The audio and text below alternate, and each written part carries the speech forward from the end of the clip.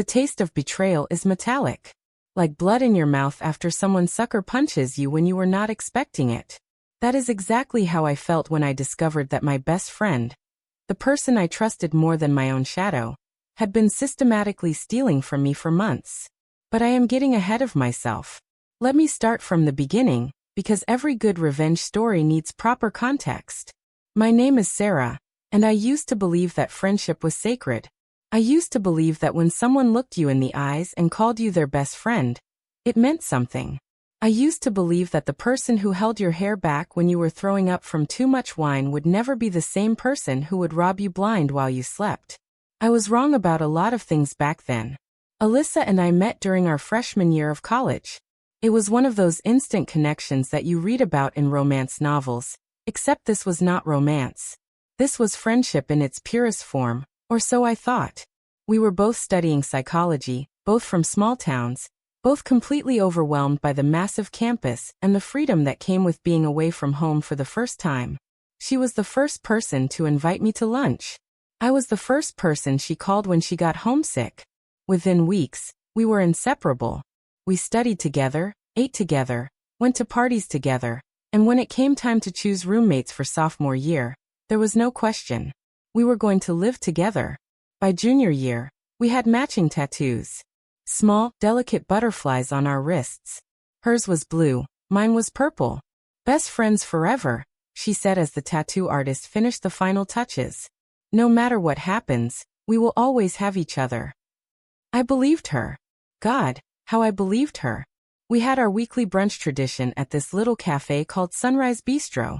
Every Sunday morning, without fail, we would meet there at 11 a.m. sharp. She would order the avocado toast with extra everything seasoning, and I would get the berry pancakes with real maple syrup. We would talk about everything and nothing. Boys, classes, our futures, our dreams, our fears. She knew everything about me. I knew everything about her. Or so I thought. We borrowed each other's clothes constantly. My closet was her closet, and vice versa. She had a key to my apartment, and I had a key to hers. We shared everything. Lipstick, shoes, secrets, and apparently my debit card information. The first time I noticed something was wrong, it was such a small amount that I almost dismissed it entirely. $23.47 at Sephora.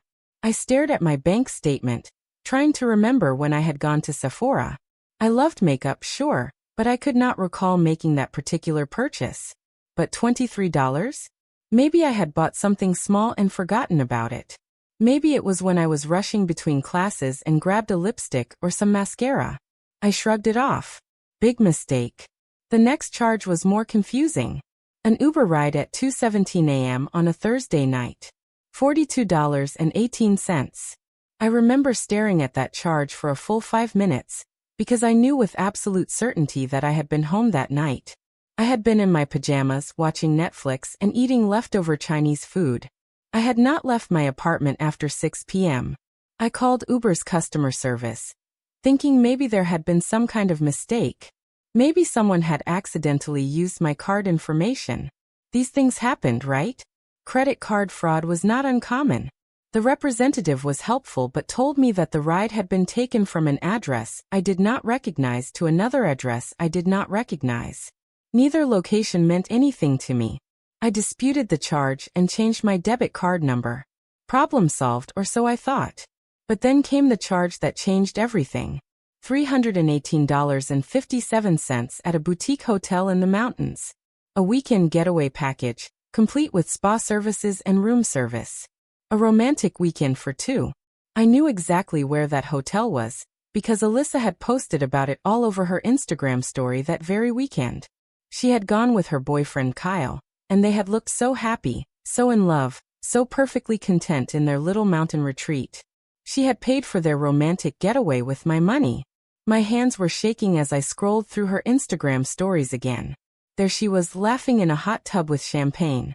There she was getting a couple's massage. There she was, feeding Kyle strawberries in their hotel room. All of it paid for with money stolen from me. The betrayal hit me like a physical blow. I actually doubled over, gasping for air, feeling like someone had kicked me in the stomach. This was not some stranger who had somehow gotten hold of my card information. This was Alyssa, my best friend, the person I trusted more than anyone in the world. The person who had access to my wallet whenever she was in my apartment. The person who had watched me enter my PIN number countless times when we were out together. The person who knew all my passwords because we had shared everything. I sat in my apartment that night, staring at my bank statement, trying to make sense of what had happened. How long had this been going on? I started going through months of statements, looking for charges I did not recognize. And there they were. Small amounts mostly. A coffee here, a lunch there, a few makeup purchases. Nothing big enough to draw attention, but when I added it all up, she had stolen over $800 from me over the course of 4 months. $800. Money I had worked for at my part-time job at the campus bookstore. Money I had saved by eating ramen noodles and skipping nights out. Money I had been planning to use for my summer internship, because it was unpaid and I needed something to live on. She had stolen my future, piece by piece, $20 at a time. But what hurt more than the money was the betrayal itself. Every time she had hugged me, every time she had told me she loved me, every time she had called me her best friend, she had been lying. She had been planning her next theft, calculating how much she could take without me noticing. I needed to confront her. I needed to hear her explanation, her excuse, her apology. Surely there was some misunderstanding. Surely my best friend, the person I had shared everything with, would have a reasonable explanation. I called her the next morning. My voice was steady, controlled, even though I was falling apart inside. Hey Alyssa, we need to talk. Of course. What is up? You sound weird. Can you come over? It is important. She arrived 20 minutes later, looking concerned and caring. She gave me a hug, and I had to resist the urge to push her away. This was the same person who had been stealing from me, but she still felt like my best friend. The cognitive dissonance was overwhelming. What is going on? She asked, settling onto my couch like she had done 1,000 times before. You are scaring me. I placed my bank statements on the coffee table between us. I need you to explain these charges. She looked down at the papers, and I watched her face carefully. I was looking for guilt, for shame, for some indication that she knew she had been caught. Instead, I saw confusion. I do not understand. What charges? The Sephora purchase. The Uber rides. The hotel in the mountains. My voice was still steady, but I could feel my composure starting to crack. The hotel you posted all over Instagram. The romantic weekend you took with Kyle. She looked genuinely confused. Sarah, I do not know what you are talking about. I paid for that weekend with my own money. No, you did not. You paid for it with my debit card. That is impossible. I do not have your debit card. But you have had access to it. You have seen me use it. You know my PIN number. She stared at me for a long moment, and then something shifted in her expression. The confusion was replaced by something else. Hurt. Anger? I could not tell. Are you seriously accusing me of stealing from you? I am not accusing you. I am telling you. You stole from me. She stood up abruptly. I cannot believe you would think that about me. I am your best friend, Sarah. I would never steal from you. Never. Then explain the charges. I cannot explain them because I did not make them. Maybe you used your card and forgot about it. Maybe there was a glitch in the system. Maybe you are just being paranoid. Paranoid. She called me paranoid for noticing that my money was being stolen. I was home the night of that Uber ride. I was in my pajamas, watching Netflix. I did not take an Uber anywhere. Maybe you are remembering wrong. Maybe it was a different night. And the hotel?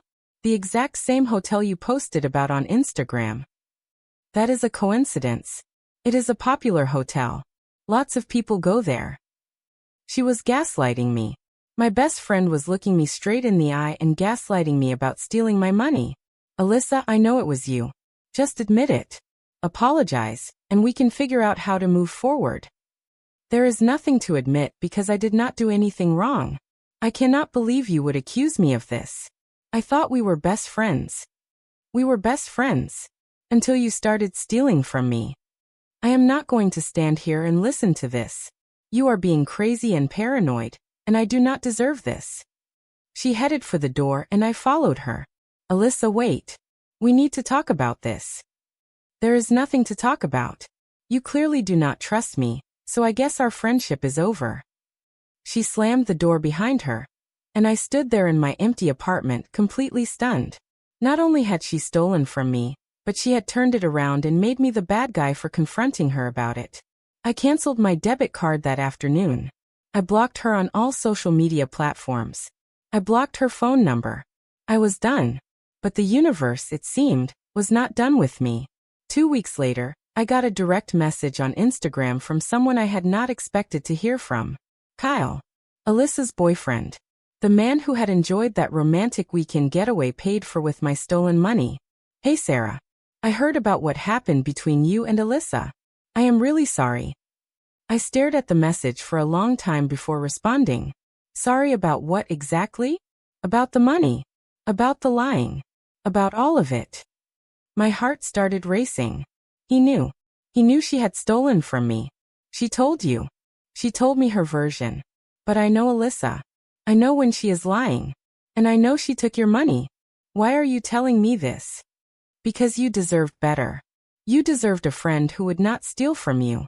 You deserved the truth. Does she know you are messaging me? No. And I would prefer to keep it that way, if that is okay. I did not respond right away. I was not sure what to say. Kyle had always been friendly to me, but we had never been particularly close. He was Alyssa's boyfriend, and I was Alyssa's best friend. We moved in the same circles, but we had never had any kind of personal relationship. But I had noticed things over the years. The way he would look at me sometimes when Alyssa was not paying attention. The way he would laugh a little too hard at my jokes. The way he would find excuses to sit next to me at group dinners. And then there was that night, about 6 months ago, when we had all been out at a bar celebrating someone's birthday. Alyssa had gone to the bathroom, and Kyle had leaned over to me, his breath smelling like whiskey, and said, "You know, if I had met you first, things might have been different." I had brushed it off at the time. He was drunk, and people said stupid things when they were drunk. But now, looking at his message, I wondered if he had meant more than I had realized. "Do you want to talk?" he messaged. I mean really talk. Not just about this, but about everything. I should have said no. I should have told him that talking to him would be inappropriate, that he was still with Alyssa, that I was not interested in getting in the middle of their relationship. But I was hurt. I was angry. I was lonely. And I was curious. "Okay," I typed back. "Let us talk." We met for coffee the next day at a little place across town, far from campus, far from anywhere we might run into Alyssa or any of our mutual friends. He looked nervous when I walked in, fidgeting with his coffee cup and checking his phone repeatedly. "I was not sure you would come," he said when I sat down across from him. "I was not sure I would either." "I am glad you did." We talked for 2 hours.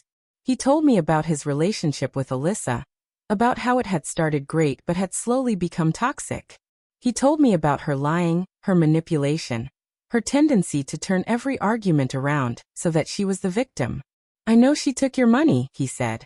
"She used her card for some things that weekend, but she also used another card. When I asked her about it, she said it was a new card she had gotten. But I saw the name on it when she handed it to the server. It was not her name. It was mine." Yeah, I think it was.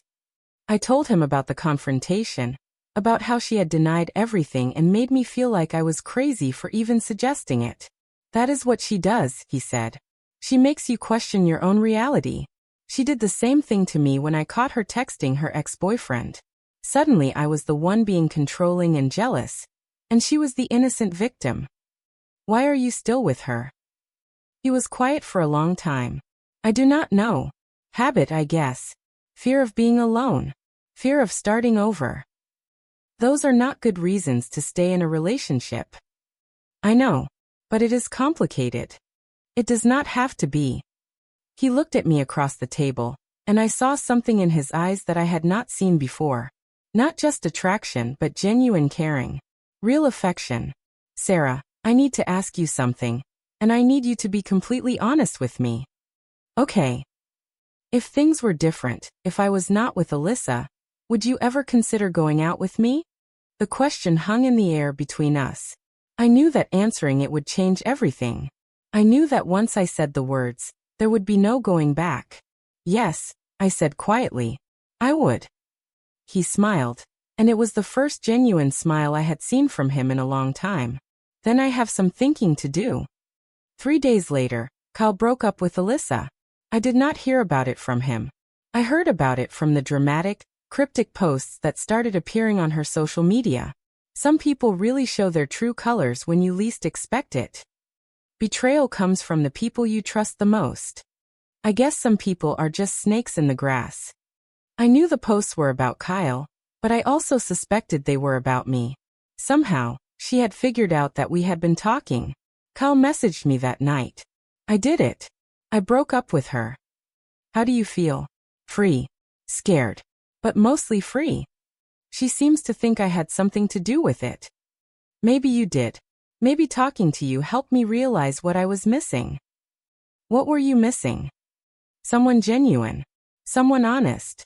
Someone who would not steal from their best friend. We started dating officially 2 weeks later. At first, we were careful. We did not post about it on social media. We did not go to places where we might run into Alyssa or our mutual friends. We were both aware of how it would look, how it would seem like we had been having an affair, like we had betrayed her. But the more time we spent together, the more I realized that what we had was real. It was not some rebound relationship or some revenge plot. Kyle and I genuinely cared about each other. We had similar interests, similar values, similar goals. We made each other laugh. We supported each other through difficult times. We fit together in a way that I had never experienced before. After a month of dating, we decided to go public. We posted a photo together at a restaurant, nothing too romantic, just 2 people enjoying dinner. The caption was simple: good food, good company. The response was immediate and explosive. My phone started buzzing with text messages from mutual friends. Are you dating Kyle? When did this happen? Does Alyssa know? And then came the message from Alyssa herself, from a number I did not recognize. She must have gotten a new phone or borrowed someone else's to contact me. I cannot believe you would do this to me. I trusted you. I thought we were best friends. And now you are dating my ex-boyfriend? You are a terrible person. I stared at the message for a long time before responding. You stole from me. You lied to me. You gaslight me when I confronted you. Our friendship ended the moment you decided to betray me. I never betrayed you. You are the one who betrayed me by going after my boyfriend. Your ex-boyfriend, whom you lost because you are a liar and a thief. You are pathetic.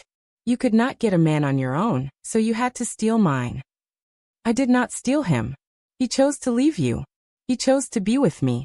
Maybe ask yourself why. She did not respond to that message, but the social media posts continued.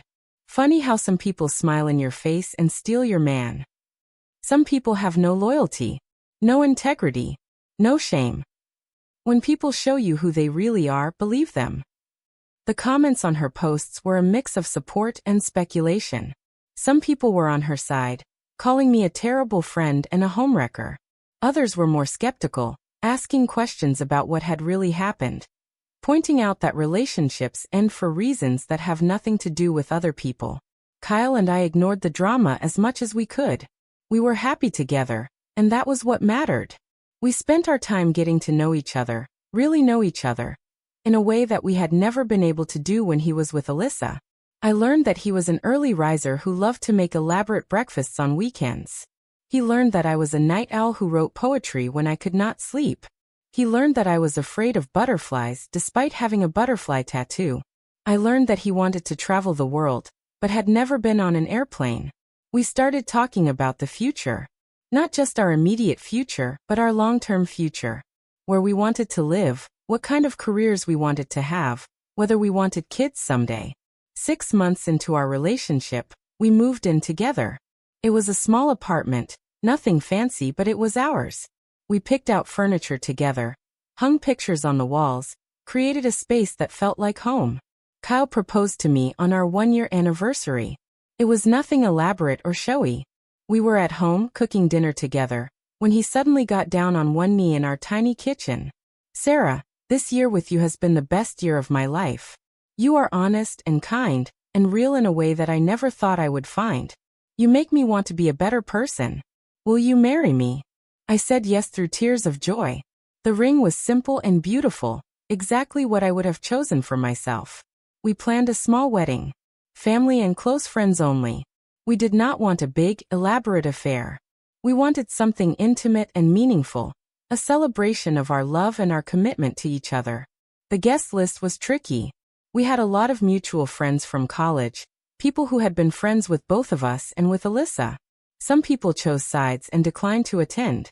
Others came and were supportive and happy for us. Alyssa was not invited, obviously, but I knew she would find out about the wedding. Social media made it impossible to keep anything completely private. The wedding was beautiful. It was everything I had dreamed of and more. My dress was simple and elegant. Kyle looked handsome in his navy suit, and our families were there to support us. During the reception, Kyle gave a toast that brought tears to my eyes.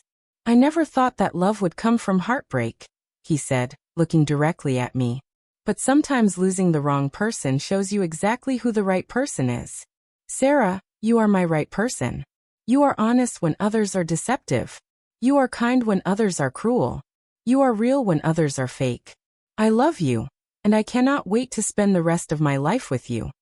The room erupted in applause, and I saw several people wiping away tears. It was a perfect moment, a perfect end to a perfect day. But I knew that Alyssa was watching. Several of our mutual friends had posted photos and videos from the wedding on their social media accounts. She would see Kyle's toast. She would see how happy we were. She would see that we had built something real and lasting out of the ashes of her betrayal. The thought gave me a deep sense of satisfaction. Not because I wanted to hurt her, but because I had won. I had taken the worst thing that had ever happened to me and turned it into the best thing that had ever happened to me. 3 months after the wedding, I ran into one of Alyssa's friends at the grocery store. We chatted politely for a few minutes, and then she mentioned Alyssa. "She is having a really hard time," she said. "She has not been the same since everything happened." "What do you mean?" "She lost her job a few months ago. She has been struggling to find work. She had to move back in with her parents. And she has not been able to maintain any relationships since Kyle. I think she is depressed." I felt a pang of something that might have been sympathy, but it was quickly overshadowed by a sense of justice. Alyssa was facing the consequences of her actions. She had stolen from me, lied to me, and tried to make me feel crazy for confronting her about it. She had lost Kyle because of her own behavior, not because of anything I had done. "I am sorry to hear that," I said, and I meant it. I did not want Alyssa to suffer, but I also did not feel responsible for her suffering. "She really misses you, you know. She talks about you all the time. She says you were the best friend she ever had." "Then maybe she should not have stolen from me." The woman looked uncomfortable. "I do not know all the details about what happened between you two, but I know she is sorry. She knows she made mistakes. Some mistakes cannot be undone." "Maybe not, but maybe forgiveness is possible." I thought about that conversation for days afterward. Was forgiveness possible? Should I reach out to Alyssa, try to repair our friendship? But every time I considered it, I remembered how she had looked me in the eye and lied to me. I remembered how she had called me paranoid and crazy.